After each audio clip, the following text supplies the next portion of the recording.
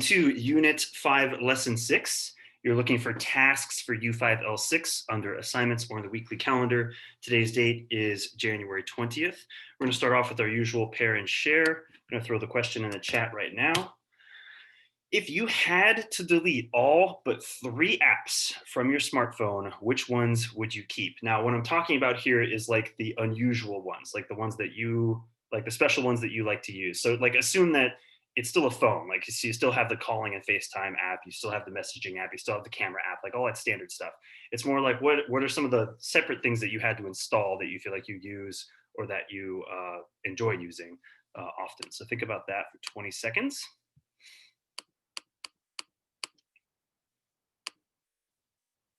Next on the docket is COVID in the news, as we've normally been doing. Got 3 little websites for you to check out on your own time if you want. I'll just kind of highlight each of them. The first is the usual Our World in Data update on the global number of cases per million. And it's, I guess, encouraging to see that both the UK and the US apparently have been going down in terms of number of confirmed cases per million people. However, again, if you scroll a little bit further down to look at overall total deaths, we are technically still on the rise. We're starting to see a bit of a dip. The US is definitely by far the highest, with the UK in second there. But interesting data here from all over the globe about COVID-19. This is an article I found recently on BBC, BBC Future in particular. It's not the most uplifting thing, I hate to say, but you know, these new COVID-19 variants, they're starting to find more and more of them. This virus is mutating rapidly. And so they have been studying this a lot, which has been interesting because it's the first time that they've really been able to up close study a virus like this changing so often, even within a single patient. And it does seem like, you know, these new variants are still prevented by the vaccine. So it's not like the vaccines are going to be less effective against these new variants. At least there's been no evidence of that so far. So that's an encouraging piece of news.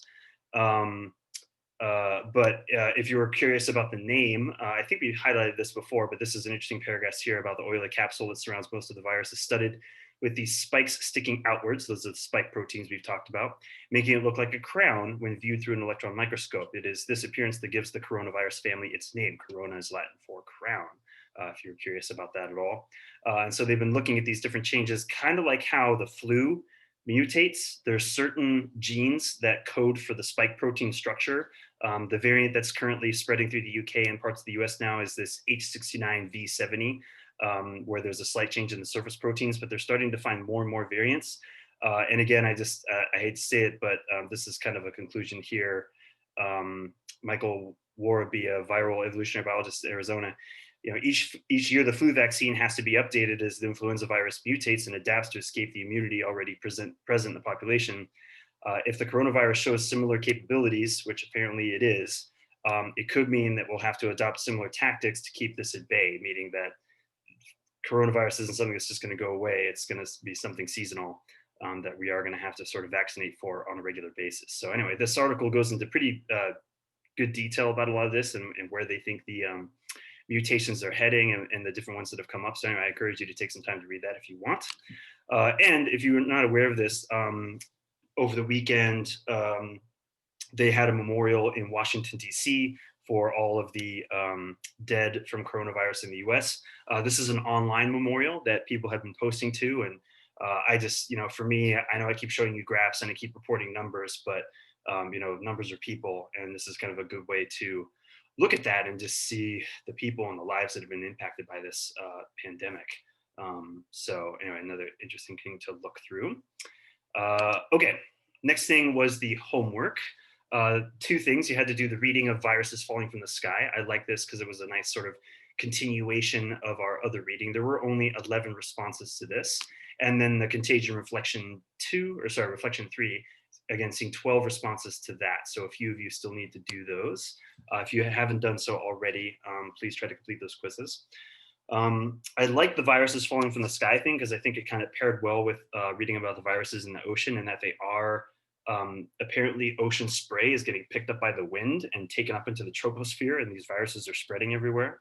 But it is encouraging that these are bacteriophages, right? These are not viruses you need to worry about necessarily. They're infecting bacteria. It's just crazy that there's this sort of little war ongoing.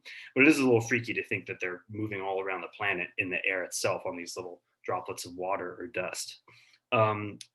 Any questions or comments on those homework assignments or on COVID in the news?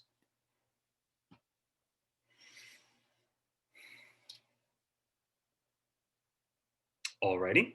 Then today will be like a lot of our previous lessons. The goal is to continue to watch Contagion and reflect on that, and then give you some time to continue to work on your research projects.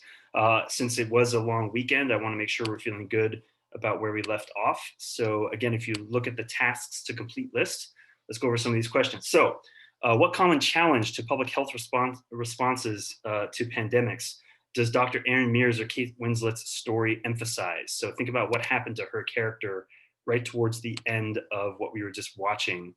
What's a common problem that a lot of first responders face when they're trying to deal with a pandemic? This is one of the homework questions, if anyone can remember. Go ahead, Gabby.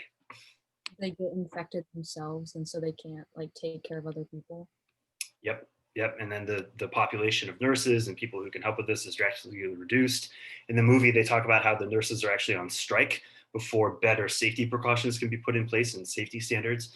And that's something that we did see happen with COVID-19 as well, that they kind of really had to rethink how they went about dealing with this in hospitals to make sure that the personnel were also not getting infected and therefore unable to work.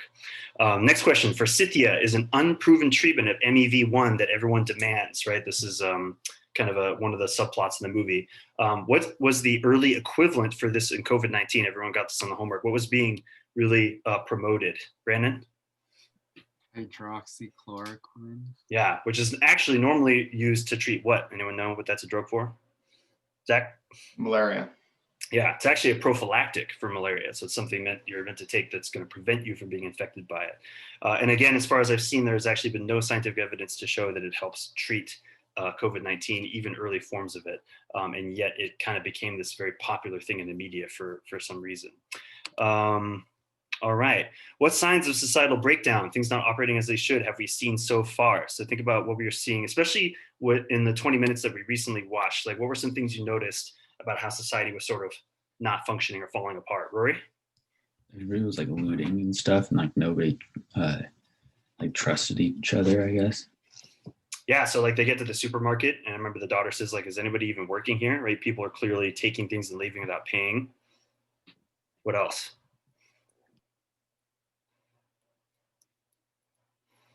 His daughter asks another good question. Do you remember when they're driving to the supermarket, what they pass by? I don't remember that scene. It was a cool scene where it's a liquor store that's on fire, and the daughter's like, "Well, where's the fire department?" Right? What about his experience in the funeral home? What was going on there? I remember that scene, Gabby. I think his wife couldn't, like, they weren't allowing the bodies to be given to the families. Yeah, they had a family plot, right? And they were saying we don't want the body, and we're not going to host like a memorial service or ceremony or anything because we know people are just going to get sick, and we don't want to be liable for that. So again, they can't even bury the dead the way that they want to. That's something that stuck out to me. Anyone else have any other ideas or anything else you mentioned as your answer to that question that hasn't been mentioned?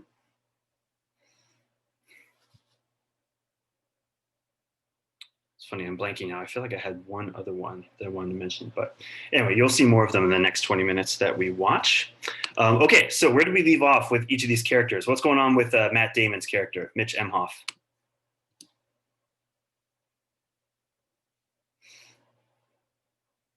Where was he where we ended? Anyone remember? Brandon? It was like turned away from leaving the state. Yeah, he's trying to get into Wisconsin, right? And they wouldn't let them. So yeah, so now he's he's looking after his daughter, and they're stuck where they are, where clearly infrastructure is falling apart and things aren't going very well.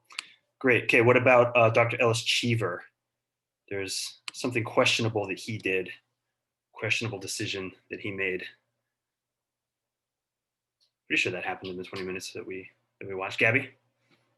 He told his wife to leave Chicago because it was going to get shut down. and then she ended up telling another person who was probably going to spread it to another person. Yes, yeah. So word got out. Yeah, so he definitely broke protocol, and word got out. Yeah, his wife broke the trust because she was trying to help out another friend. So good. Okay, what about Alan Crumweedy, Jude Law's character? There was a video of him online doing something that he posted on his blog. Remember?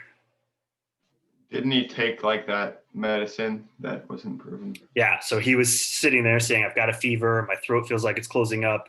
This is forsythia. I'm going to take it, and you'll know if it works if I'm alive tomorrow, right? So that's where we left off with him.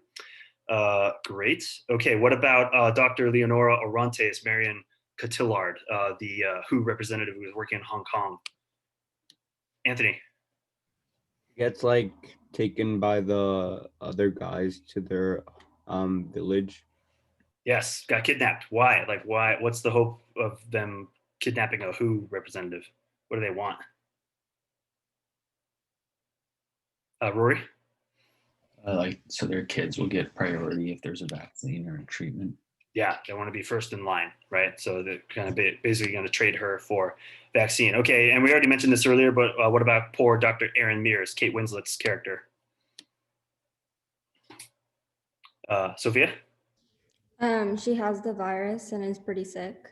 Yeah, she wakes up sick, so she's definitely got it and is worried that she infected other people too. So cool. Okay. So we will continue watching the next 20 minutes. What I'd like you to pay attention to, and again, there's a contagion reflection 4. So if you want to open that quiz up and look over some of the questions, you're welcome to do that. But again, that will be homework that won't be due until Monday. But in this next 20 minutes, I want you to pay attention to the personal choices that each character makes to go against the norm and often put themselves at risk. So you're going to see each of these characters kind of make a decision where they're doing something risky. And we've already seen Lawrence Fishburne do that, his character. Look for parallels and similarities to the current COVID-19 pandemic. This is where the movie really starts to ring true to what we've seen happen within the last year. And also pay attention to the portrayal of public spaces in contrast to earlier in the movie where we were reflecting on that. So, all right, without further ado, let's watch the next 20 minutes. I'm gonna optimize my screen here.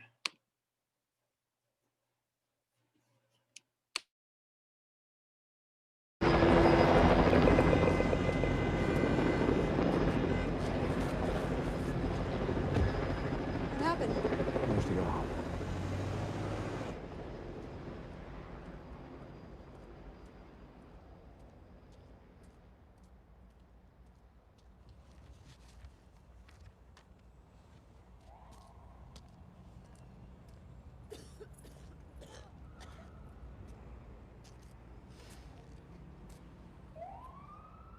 What are you doing here? I think I had a seizure.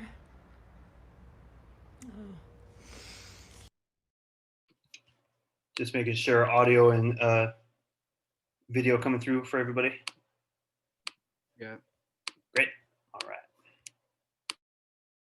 I can't find any in the stores. I tried it.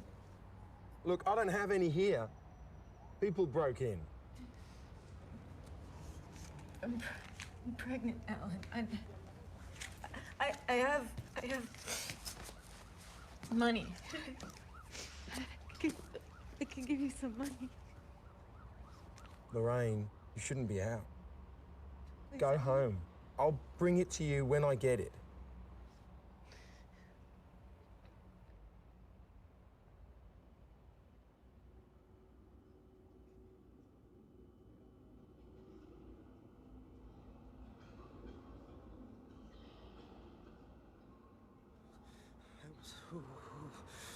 Wondering if I could get another blanket. This one is very damp now. I'm truly sorry, sir. We're out of blankets. We're hoping for more to be donated. We put the word out. What about the heat? Can we turn that up? I'll find out.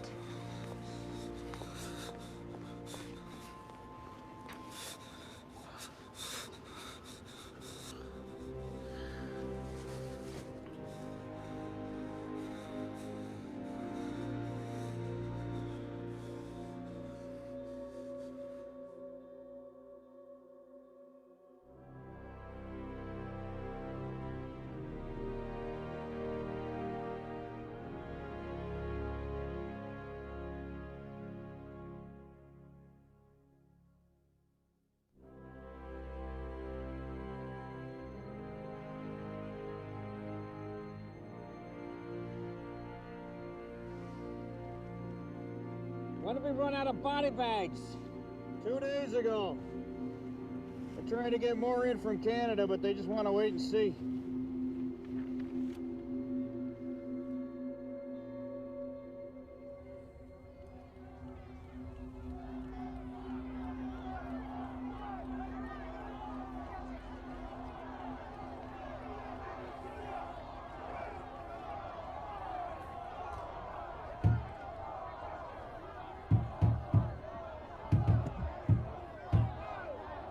There are stories circulating. We've got 20 minutes in total left in the movie, so we'll finish it the next time we meet and do a little bit further reflecting. Once again, you have the Contagion Reflection 4 with some questions just based on what you saw and some stuff to reflect on in general.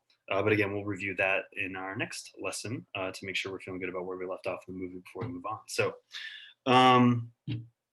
next thing then was just to use any remaining class time to work on project stuff. Once again, I think I'll throw you into breakout rooms and try to check in with a few more of you because I know I only got to about 4 of you last time.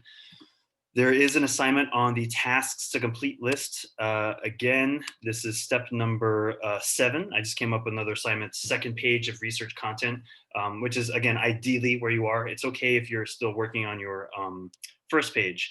Now, one thing I will bring up though, because this came up in I'm doing a similar project in my anatomy and physiology class.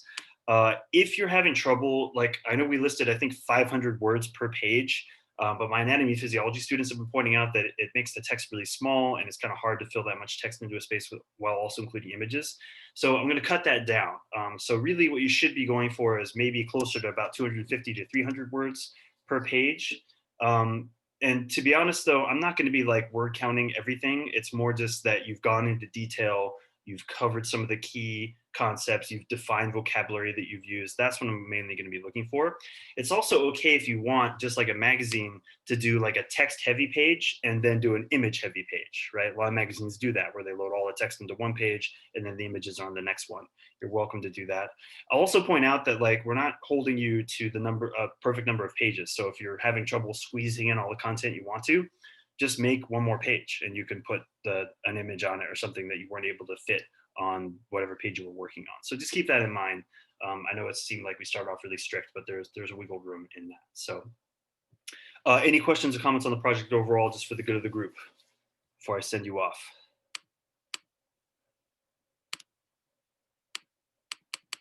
Alrighty. So again, I'll put you into breakout rooms and then come check in with you each individually. We'll come back together when there's about 2 minutes left. So it's about 10 minutes of work time. So rooms are open. Go for it.